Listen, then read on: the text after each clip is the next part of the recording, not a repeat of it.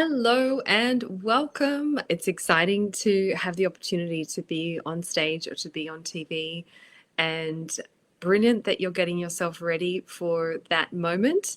This is one of the hot tips is to work with clothes that you know and trust. You don't want to be in a fluster on that morning thinking, what am I going to wear? I'm about to be on stage and TV. What am I going to wear? So, in this live, I'm sharing for you a range of different tips and tricks, some of which I have tested and tried myself, and others that I've heard from other people, both for TV and stage. I'll tell you a little bit about my background there. So, welcome. TV and stage tips for women, female executives is what we are talking about today. And these are weekly lives. But tell me, how is your day going? If one of these dresses was going to describe your day, which one would you choose and why? I I actually think that I would choose number 4 today. It is an expansive day. It feels like a day of doing something different. I am normally in New Zealand. As you can see, the background is a little different to where I normally join you from. I'm in Australia visiting family today, and it is the weather is more warm and beautiful. I'm surrounded by tropical trees outside. It just feels expansive and beautiful. So let me tell you, how did I get onto TV? You know me as a stylist. I'm also a management consultant, and I've been on TV a few times. The first time was completely by accident, so we won't count that. The second time I was interviewed in my home as someone setting up in business. And the third time I was invited because of my expertise on it was a studio appearance, and then the same for the fourth time. That was a live TV appearance, and it's the only one I have a picture of. So I'll show you. This was me on the AM show in New Zealand, which is a morning show. I think it was a 10-minute spot. You can see 8:40 in the morning. We were talking about collaboration when working remotely, and it was when COVID was really, you know, the prevalent experience we were all dealing with. So the first time I was in studio, I happened to see a good friend of mine, Katie, who may be on the call today, um, who was already a regular on TV and in the media, and she and I just asked her for tips. We got talking about what she had noticed about fashion on TV. Were there any things that she knew that I should be aware of? And she said, "Oh yes, there are," and she gave me her hot tips. So I have built those in, and then as I've done my own stage and TV appearances, and I've talked with other women who've been in that situation, I've added into this content. So over time, it's been developing. Excuse me. If you are a woman who is taking your knowledge and expertise to the stage or TV, I applaud you. I absolutely love that. It's an incredible thing to do. There are so few people who are willing to do it, and to take the courage to stand tall and make a difference through getting past your nerves is just an incredible thing to do. So I'm really looking forward to sharing this with you. I have had my own speaking career as well. A couple of keynote speeches before I decided I wasn't going to go down that direction too far. And yes, so just to let you know, this is coming from experience. First thing is, wear outfits that you know and trust. You don't want to be scrambling in that morning, finding that there's an odor issue or stains or mold, or that the garment doesn't fit and the outfit doesn't look like it did a few months ago. You may have to travel for your stage and TV appearance. Let me know if you would like a live on that. That's a whole other topic. And a lot of these tips come down to the fact that on stage you are under the spotlight, which means that a few garments that would completely work, be tasteful, be gorgeous in your everyday life will just not be the same on stage. And one of those stories is when I was at a conference and a woman had a mesh top on, a gorgeous color, looked amazing, but once she got into the center of the stage, all we could see was her bra. And unfortunately, I don't think there were many people who remember much about what she talked about that day, because it was just so distracting. It was as if she didn't have a top on at all. And so I wish all of us had this information before we got to that moment. And that's what this is about. For a similar reason, a sheer top could do the same. And even if you have a nude bra underneath, the light shining through will mean that the bra is still visible. So you just want to check that none of your clothes are see-through. Hold them up against the daylight. And you shouldn't be able to see the outline of your hand against the daylight. That's how you know that it's the right level of opacity.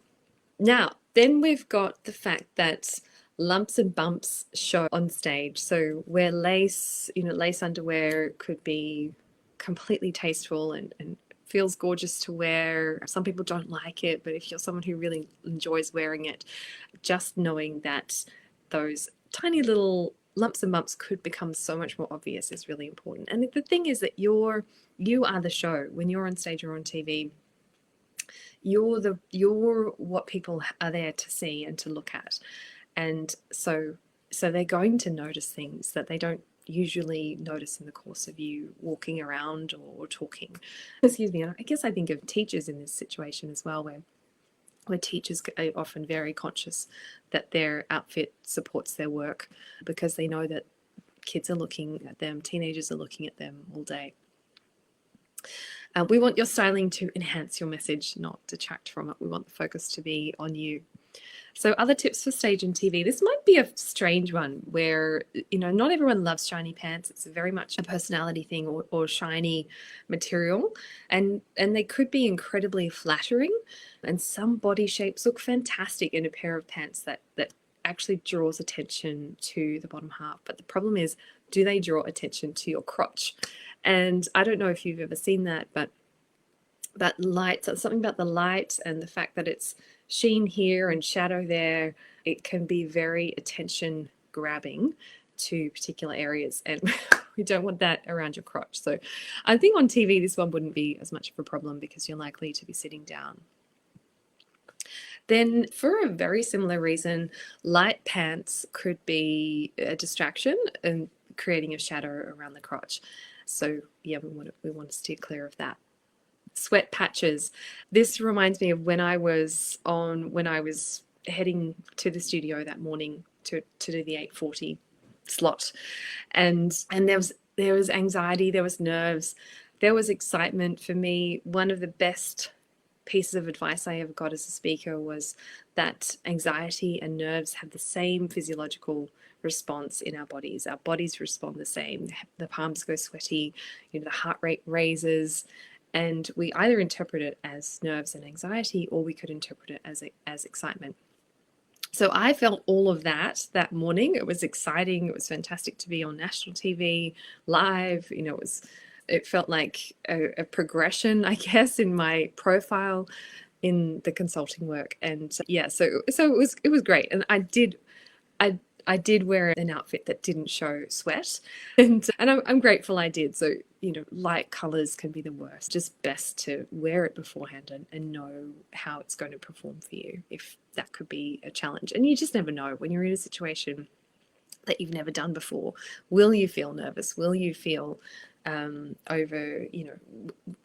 you feel overjoyed? Will you be excited? Will you be calm? You just don't know. So it's nice to have that covered just in case. And then, excuse me, don't wear draining tones. I've done a whole live on black and colors to wear for female executives. And in that, I mentioned that black is a color that, just because of the physics of the color, literally, it absorbs light, and that makes it a repelling color. It also means that most camera people will say they don't want you to be wearing black. Not always, but a lot of the time that's the case. And it's because the black just draws the eye to that area, and not in a way that gives us much information. It's literally absorbing the light. So it's not a great color for connecting, and visually it can be distracting. So black is bad, even if black is one of your perfect colors. And then on the other hand, one of your perfect colors will be your best. That's, that range of colors is the best to choose from. So then there's a few tips here that are just for TV. Those was for stage and TV. This is for TV. Do feel free to drop any questions into the chat at any point. And this one, A couple of these come straight from Katie. Thank you, Katie. The billowing tops. Now, you might wear a billowing top. It could absolutely align with your taste, with your style. It could be beautiful for your figure.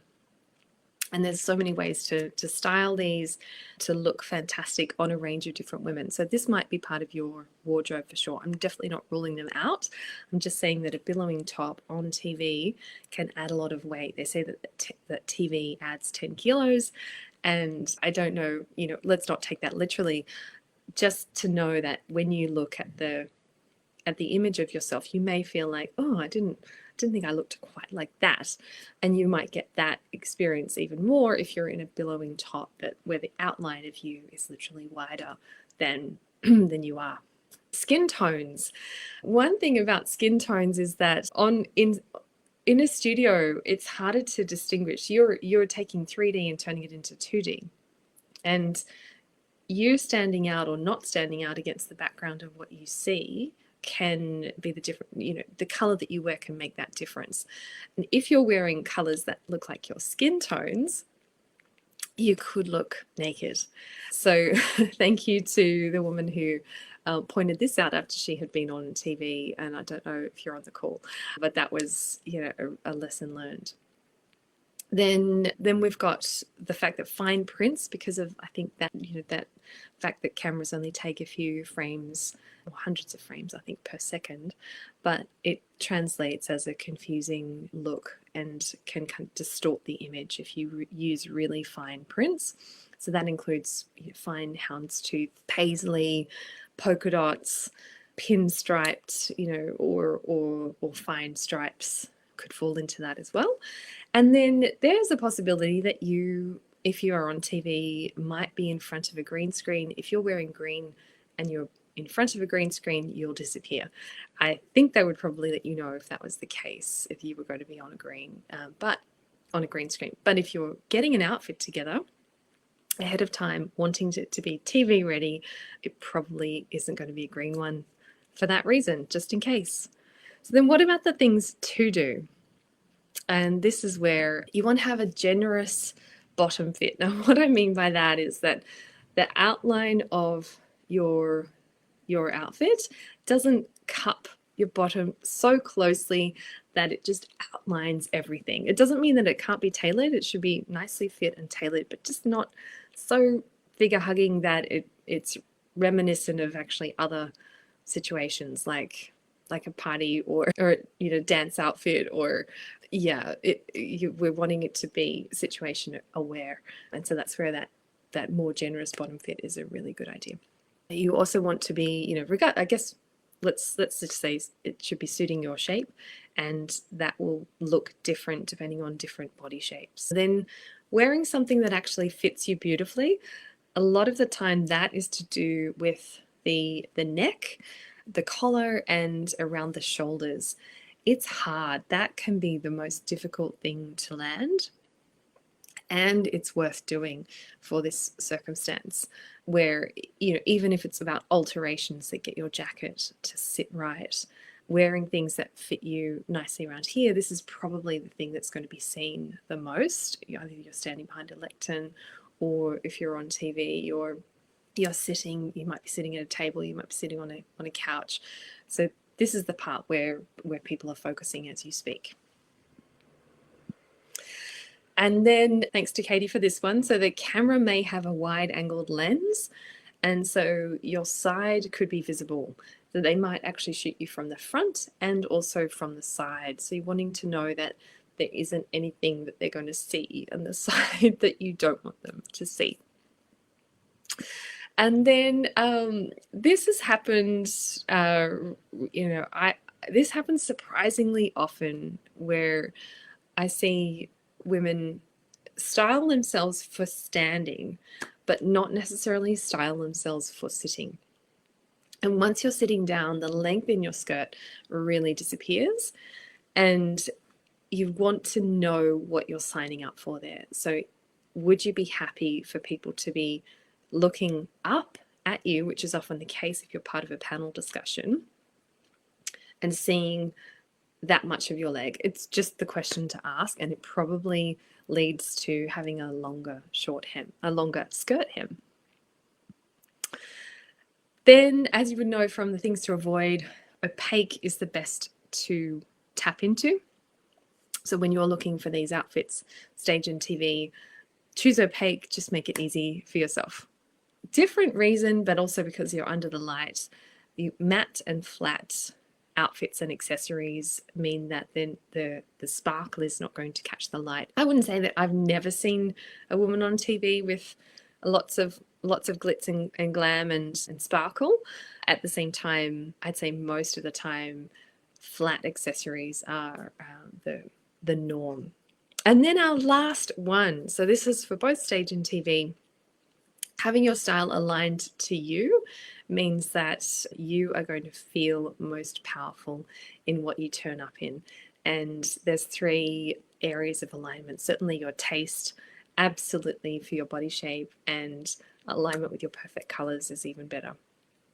So the more of that you get dialed in, the better and more powerful you will feel, the more aligned you'll feel. You carry those looks the best, you feel best in them. They have the least friction around them, and they are overall the business tool that you're wanting to step into. So if you would like more of that power of style, there are a couple of ways to work with me. Everything from short 1-hour sessions through to 7-week experiences where we take you from feeling blah and bland and tired around your wardrobe to feeling brilliant and really stepping into your executive presence. And depending on which one you want to go ahead with, there are 2 different ways in, if you like. The 1-hour session options have both got direct payment links. You can just let me know that you would like to do that, and I'll send you either the information or the link, whichever you're ready for.